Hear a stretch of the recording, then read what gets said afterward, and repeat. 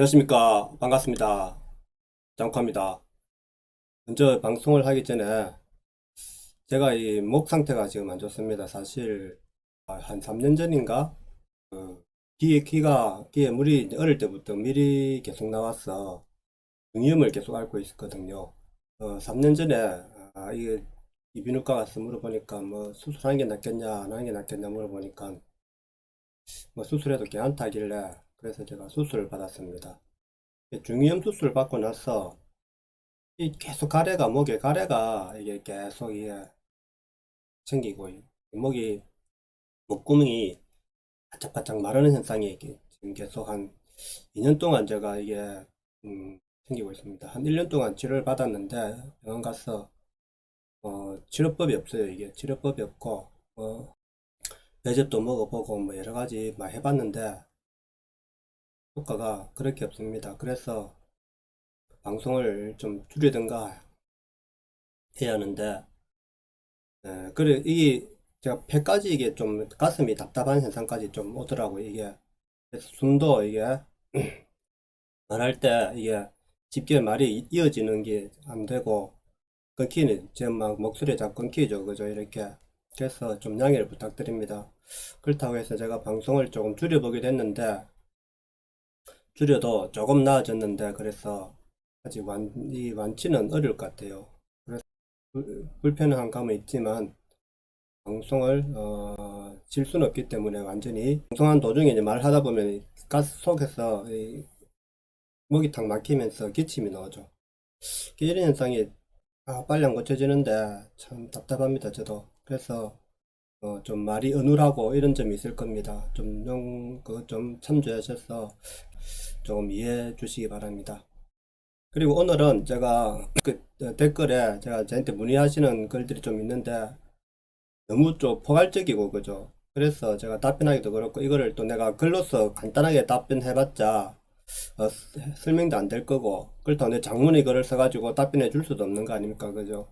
그렇기 때문에 제가 그런 분을 위해서 제가 이게 전화 상담을 하고 있습니다. 전화 상담을 하시려면은 무슨 꼭 자기가 물어봐야 될 거, 그죠. 뭐 자기가 뭐 물건을 부동산을 산다든가 그럼 어디 투자를 하려고 하는데 그에 대한 문의, 그죠. 너무 포괄적인 이야기는 하시면 안 되죠. 그죠? 내가 뭐, 이 집값이 앞으로 내릴 거냐, 오를 것 같으냐, 뭐, 그죠. 이런 거는, 그때그때 상황에 따라 다르기 때문에 이거는 내 방송으로서 할 거고, 자기가 어떤 물건을 사려고 하거나, 물건을 팔려고 하거나, 이런 문의, 그죠. 어디에 자기가 살고 있는, 뭐 어디, 그런 문의를 좀 해주셔야지, 너무 포괄적인 질문은 또 내가 상담할 내용이 아닌 것 같고, 그럴 것 같습니다. 그래서, 개인 상담은, 자, 저희 카카오 제 영상 밑에 보면은 네이버 카페도 있고 카카오 이제 오픈방도 있습니다. 그래서 거기에 가입하셔서 전화번호를 남겨주시든가 하시면은 제가 전화를 드리고 상담을 해드리도록 하겠습니다. 너무 많아지면은 이것도 상담 건수가 너무 많아지면은 제가 못할 수가 있으니까 지금은 좀 그래도 하루에 한두 건 정도는 제가 상담을 해줄 수 있을 것 같아요. 그렇기 때문에 어떤 투자 물건이 있거나 투자에 대한 상담은 하시면은 제가 해드리도록 하겠습니다. 네, 그리고 오늘 댓글을 써주시는데 이 댓글에 대해서 제가 답변을 좀 해드리는 게 맞다 생각해서 이거를 한번 올려봅니다. 제임스 남이라는 분이 어제 영상에서 댓글 주셨는데 가계부채 전세계 탑인 나라라 지금 금리 안 올리면 달러 빠져나가 나라 작살났어 고성범이 그렇게 한 겁니다. 그렇죠. 이분도 어느 정도 이제 경제적인 지식은 갖고 있는 거죠. 무디스 IMF가 우리나라에 경고했고요. 정권 새끼들 문제도 있지만 정부 정권들 문제도 있지만 이 새끼들은 빼겠습니다. 고성범위 할 수 없이 가계대출을 막아버린 겁니다. 금리 올리기 전에 그게 정말 망하는 것보다 나으니 그러니까 우리가 경제 관료들은 그나마 좀 낫죠. 그런데 경제 관료도 정권의 눈치를 봐야 되거든요. 눈금을 봐야 되는데 지금 이제 고성범 후임자가 후보자가 이제 이제 정권 말기가 되니까 이제 자기가 이렇게 더 이상 가만히 있다가는 자기도 책임이 이제 있을 거니까 이렇게 대출 막아버린 거죠. 그죠? 이 가계대출 너무 많아지면은 이게 경제가 우리나라 경제가 경기가 실물 경기가 이게 죽어버리면은 바로 부동산 폭탄, 버블 폭탄이 터진단 말입니다. 그래서 그걸 좀 막는 차원에서 이 사람이 이제 이걸 막았다는 겁니다. 그리고 주제도 모르고 대출만 믿고 빌리는 애들도 문제지. 이거는 이제 좀 젊은 사람들한테 조금 이제 경각심을 주려는 글인데 좀 말은 좀 제가 좀 순화시켰으면 좋겠습니다. 제 댓글 달 때 저는 이거 뭐 이렇게 너무 욕하고 이런 건 좀 안 좋아하거든요. 자기 연봉 주제에 맞게 대출해서 집 사든 주식하든 코인 해야지. 뭔 정부 탓이야. 이 세상에 누굴 믿어. 정부, 언론, 다 쓰레기들. 이랬는데, 제가 답글을 달아드는데, 그런 좋으신데 조금 흥분하신 것 같네요. 라고 답을 드려. 그러니까 우리가 서로 대화를 하고 나누는 건 좋은데, 굳이 이런 글을 올리면서, 너무 이렇게 욕설을 쓰는 것도 안 좋다고 생각합니다. 이러면 자기가 전달하려고 하는 내용이 반감된다니까 그죠? 우리가 말을 전달할 때는 논리적으로 하되 점잖게 하는 게 더 좋겠죠, 그죠? 하지만 열받을 땐 또 어쩔 수 없죠. 진짜 이 정권이 내가 못 믿는 그러니까 권력을 한해서 우리가 욕은 할 수 있습니다. 권력이라는 것은 워낙 이게 세자는 권력이라는 건 모든 것을 다 가진 사람들 아닙니까? 그죠? 우리가 무엇인지 할 자기 마음만 먹고 할 거에서 우리가 항상 그 사람들은 경계를 해야 되잖아요. 경계. 그죠? 경계를 하기 위해서 언론이 있고, 사법이 있고, 법이 있고, 그죠? 그 다음 언론이 있고, 그 다음에 우리 국민들의 음성이 있고, 이런 유튜버들의, 자유 반론, 그죠? 우리가 언론, 집회, 이런 자유가 있잖아요. 말할 자유. 그러니까 내가 생각하는 것을 말할 자유가 있단 말이에요. 근데 지금 이 정부에서는 이런 언론의 자유도 지금 없을라 하죠. 그죠? 유튜브도 제가 정부에 비판하는 것을 좀 하면은 바로 조회수 안 뜨고 어떤 차단이 들어오는 것 같아요. 그래서 제가 이게 한 번씩 제가 언론 정부권을 비판하는 말을 하면은 조회수가 떨어집니다. 그런 경우가 좀 많더라고요. 제가 그러니까 이 유튜브도 감시를 하고 있다는 겁니다. 우리가 유튜브를 왜 하게 됐습니까? 유튜브를 하게 된 이유는 지금 이 나라 언론이 한때 이 정권 초기에는 언론들이 전부 다 공영방송 그죠? 너무 언론 편에 그 정권 편에 섰죠. 그죠? 그래가지고 우리는 진실을 찾기 위해서 사람들이 언론이라는 게 진실을 말을 안 하면은 사람들이 빠져나간단 말입니다. 예? 외면하게 되죠. 우리가 개콘이 그죠? 개콘 콘센트가 왜 우리가 외면하게 됐습니까? 그 사람들을 우리가 보는 이유는 개콘을 보는 이유는 현 정권의 권력을 비판하는 객을 하면은 보게 되죠. 근데 현 정권의 권력을 비판하는 게 아니라 전 정권의 그죠? 비판하고 현 정권에 대해서는 아무 말 안 하는 이런 개그는 우리가 볼 필요가 없는 거죠. 그래서 그러니까 정부의 신여가 된 개그맨들이 누가 좋아하겠습니까? 그죠? 그러다 보니까 개콘이 폐지된 거죠. 계속해서 이런 이야기를 하는 거죠, 우리가. 그래야 조금 더 자기들이 좀 지나치다 싶으면 다시 돌아오고 이렇게 해야 되는데 지금 현 정부는 지금 그게 아니죠, 그죠? 자기들이 하고 싶은 일을 딱 정해놓고 나머지 사람들은 무조건 나쁘다. 자기들 가는 길에 되는 사람들 전부 다 없애야 될 종족, 그죠? 국민, 이렇게 생각하는 거죠. 그래서 저는, 이 정권 초기에 사실 저는 임종석이 비서실장이 되는 걸 보고 제가 초기에 방송을 할 때는 사실 자유우파 지킴이라는 유튜브를 했습니다. 그래가지고 했는데, 초창기에 제가 뭐 이래, 그냥 뭐 카메라 하나, 핸드폰 하나 들고 했죠. 그죠? 핸드폰 하나 들고 했는데, 저 따라 뭐 잘하려고 하는데 그렇게 안 되다 보니까 조회수가 많이 안 나왔습니다.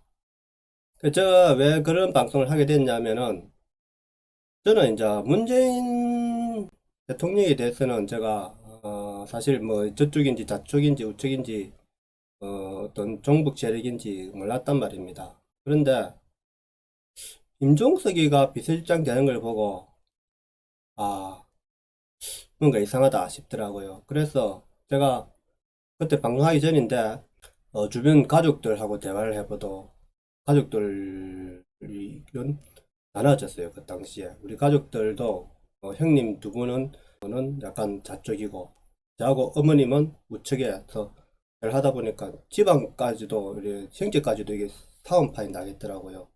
근데 우리는 다행히 그 선을 넘지 않고 다시 이제 돌아와서 잘 지내는데 제가 강력하게 주장했죠. 임종석이가 비서실장이 되는 걸 보고 나는 이 정권은 지금 종북 세력이다라고. 그래서 이 정권을 지금 우리가 타도하지 않으면 안 된다. 예? 그런데 우리 또 큰형님은 또 저 서양물 저 터키 쪽에 또 일을 하고 계시기 때문에 터키에서 현재 생활하시고 이제 유럽 쪽에 북유럽 쪽에 그쪽에 좀 연금 보장이 그죠 사회복지가 잘 된 나라들 많이 보고 왔단 말이에요. 그래서 그런 생각을 해가지고 아니다고 그죠. 지금 우리나라는 보수가 문제고 응? 진보가 이제 복지가 이제 늘려야 된다 하면서 문재인을 적극적으로 지지를 하더라고요. 그래서 이 대화가 이제 한 몇 년, 1년간은 우리가 끌었습니다. 그 대화를 한 7년 동안 계속 만나면은 충돌했죠, 우리는. 그런 가운데서도 이제 조금 예의는 지키면서 한때는 또 너무 또 극하게 나와가지고 한번 큰 소리까지 나온 적이 있었는데 그래도 서로 잘 넘어가죠. 어머니께서 중재를 잘 하셔갖고 그래서 이제 한때는 정치 이야기는 하지 말자 이렇게까지 됐단 말입니다. 근데 사람이 그렇습니까? 사람 만나면은 자기가 우리가 나이 드는 사람들 만나면 뭘 하겠습니까? 일단 정치 이야기부터 먼저 하죠. 그죠? 정치가 바로 서야 나라가 바로 선다 하는 거니까 우리가 그래서 이제 대화를 요즘 좀 대화를 해보면은 좀 많이 넘어왔습니다. 일로. 예, 전에는 완전히 저쪽으로 가 있었는데 많이 넘어왔더라고요. 생각이 좀 달라진 거죠. 이 문재인 정부가 하는 꼬라지를 보니까 어제 이거는 아니다 싶은가 봐요. 그래 저는 물론 저는 이제 그래서 제가 이 정권을 이 현 정부를 지금 올바른 세력으로 안 보죠. 그러면 이 지금 정부의 지금 정권을 잡은 사람들이 어떤 생각을 하고 있느냐 하면은 지금 자 이들이 말하는 거는 자 가난한 사람을 그죠 최저임금을 올려줘 가지고 있는 사람들에게 좀 더 나은 생활을 해줘야 된다. 이걸 지금 말을 하잖아요. 근데 그 말이 있잖아요. 그게 그대로 실현이 안 되잖아요. 우리가 자기들이 맞는 말이라면 그대로 실현이 돼야 되는데 실현이 안 돼요. 왜냐하면 우리가 자유경제 시스템에서 자유시장 질서에 의한 자유민주주의를 우리는 채택한 나라란 말입니다. 그래서 이들이 이야기하는 거는 사회민주주의를 말하는 거예요. 사회민주주의. 일단은 처음에는 자 이들이 종북 세력인데도 왜 자기들이 종 일을 하면서도 그런 발언 안 하느냐 하면은 말은 약간 사회주의식으로 이야기하죠. 왜냐 1단계니까 그거는 1단계. 1단계라는 거는 사람들의 마음을 약간 종북이라 하면 자기들이 누가 국민이 좋아합니까? 다 싫어하겠죠. 그런데 자기가 사회민주주의라면 좀 뭔가 멋있어 보인다 아닙니까? 사회민주주의 하니까. 그럼 사회민주주의는 뭐냐? 국민들이 다 함께 잘 사는 나라. 그죠? 이걸 말하지 않습니까? 가난한 사람이 없이 전부 다 복지 혜택을 받아가지고 참 내가 조금만 일해도 먹고 살 수 있는 나라. 이걸 말하지 않습니까? 그런데 그런 나라가 아예 쉽게 올 수 있는가? 그죠? 그런 나라가. 인구가 한 100만, 200만 되면은 할 수 있겠죠. 그죠? 오손도손 한 가족이 우리 가족을 한 집안을 운영하면은 가능하겠죠. 옛날에는 양반 시대니까, 한 집안이 그저 가업을 일으켜갖고 우리 가족들 모두 잘 먹고 잘 살게 공평하게 나눴겠죠. 그죠? 아무래도 그래도 큰 집 아들, 작은 집 아들이 좀 차별이 있을 것 같은데, 차별이 있으면서도 다 같이 이제 밥은 안 굶고 살게 하자. 이런 식으로 할 수는 있습니다. 그렇지만, 몇 천만 넘어가는 이 인구를 다 같이 똑같이 잘 먹고 잘 살게 하자. 이거는 어렵단 말입니다. 물론 실현할 수 있죠. 하지만 그거는 인간의 영역이 아니라는 겁니다. 저는 인간의 영역. 인간의 영역은 그렇게 할 수 없다는 겁니다. 인간은 개인적인 욕심이 있고 어떤 재성이 있기 때문에 내가 만약에 그런 사람을 만들었다 하면은 나는 이 사람들을 착취해서 자기는 더 잘 먹고 잘 사는 이런 시스템을 만들 수밖에 없단 말입니다. 그게 바로 제가 말하는 공산주의 독재자들의 원흉이죠. 그들은 처음에는 그들이 말하는 거는 우리 국민 모두를 우리 백성 모두를 잘 먹고 잘 살게 하겠다. 그죠? 내가 걱정 없이, 예?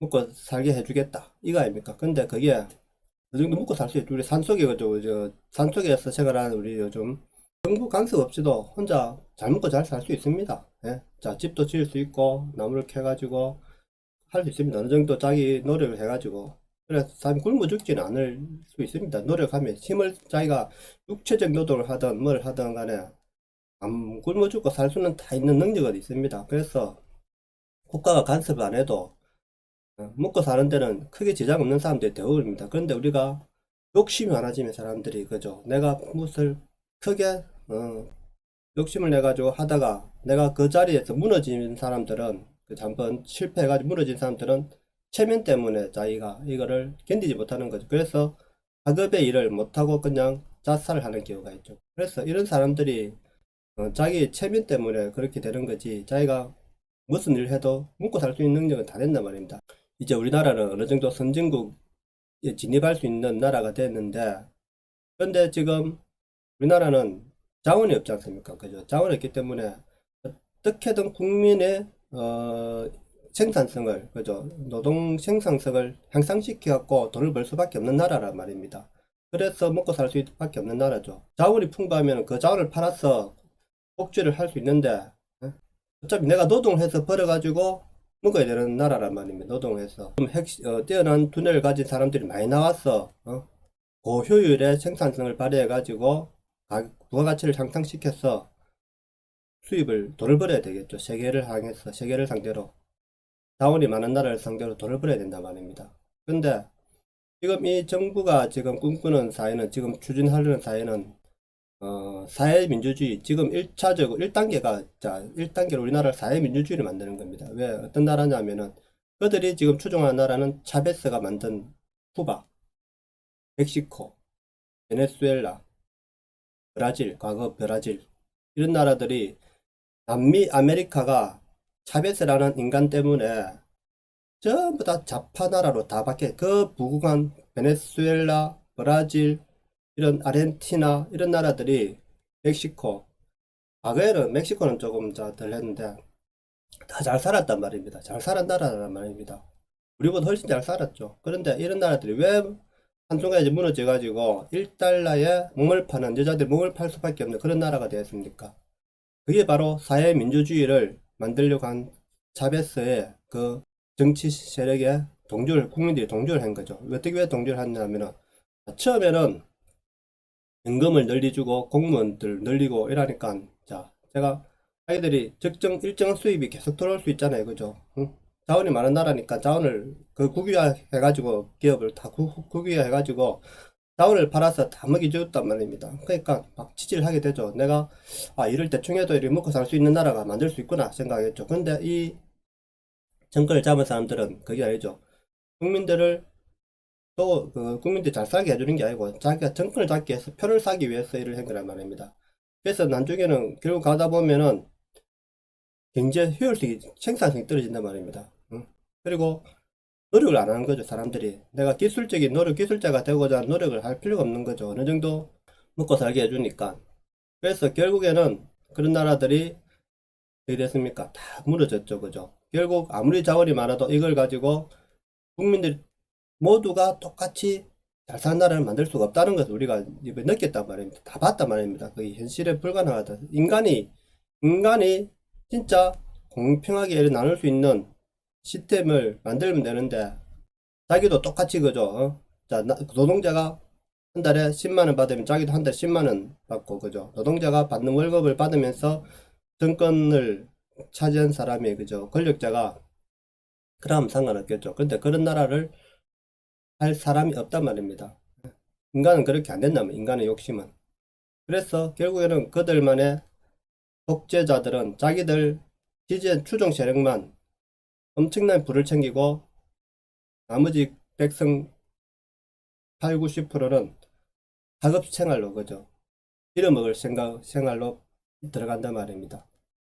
이게 한번 이렇게 바꿔놓으면은 이렇게 그 나라가 그렇게 한번 바뀌는 순간 이게 다시 우리나라처럼 이렇게 일을 열심히 해서 벌 수 있는 나라가 되기 어렵다는 겁니다. 공부를 열심히 해가지고 내가 열심히 배우고 익혀서 생산성을 높일 수 있는, 그죠? 이렇게 훌륭한 아이템을 만들고 기업을 만들고 기업을 해가지고 성공해가지고 큰 기업을 만들어서 많은 종업원들을, 그죠? 거느리는 회사원들을, 사원들을 거느리는 이런 기업을 만드는 노력을 안 하게 되는 거죠. 국가에서 다 국유기업이니까 할 수가 없는 거죠. 그래서 그런 나라들은 몇 년 안에 다 무너졌지 않습니까? 몇 년 만에, 그죠? 정답을 말씀하시네요. 하시네요. 제가 가계대출 중단, 이 방송에 대해서 저는 궁금한 점이 있습니다.